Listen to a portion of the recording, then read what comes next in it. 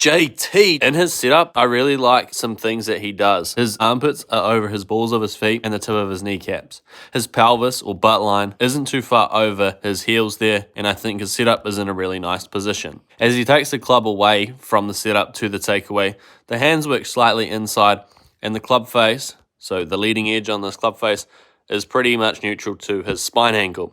He started to open up the hips and he starts to losing a little bit of flex in this trail knee. From the takeaway to the top of the backswing, his hips don't exactly rotate a whole lot, and that's why you start to see this arm structure get into a relatively upright position. So he doesn't have a lot of depth to his hands, meaning that this arm structure is quite vertical. Now, Justin does some things in his golf swing that allow him to be able to hit very functional golf shots. But a lot of times for amateur golfers, they would not be able to time it up and be able to do the things that Justin Thomas does. So it's important to recognize that just because Justin Thomas's arm structure is quite upright, then it's sometimes not the best idea to copy what Justin does. And what I mean by that is that when he takes this club into the downswing, he does shallow it a little bit, so that club does start to shallow it, but the way that he goes about it is by kicking this knee in and getting this heel off the ground. So if we zoom in on this heel, you'll see that it's already off the ground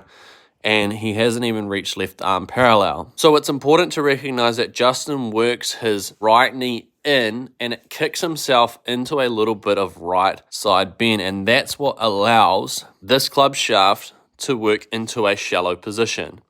So he most certainly shallows the golf club, and if we just take it back up to the top there, so from that top position there into the downswing, he does work the club in a shallowing motion, but he's doing that by allowing that right knee to kick in towards the golf ball and getting a little bit of bend from his right shoulder in towards his right hip. So his right shoulder is getting closer to his right hip.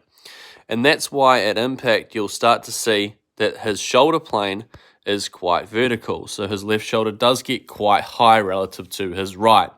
Now, Justin Thomas is an elite level athlete, and there's a reason why he's still able to play unbelievably good golf from here. Not to say that it is a bad technique, but I believe that most amateur golfers would benefit from swinging in a little bit of a different way than what Justin does. When the club gets halfway down into this position here, it's actually in a relatively shallow position, and that's because of how his knee has kicked in towards the golf ball. If he tries to keep his heel on the ground, what's going to happen is that club shaft would get quite significantly vertical, and he would struggle very much so from that position there.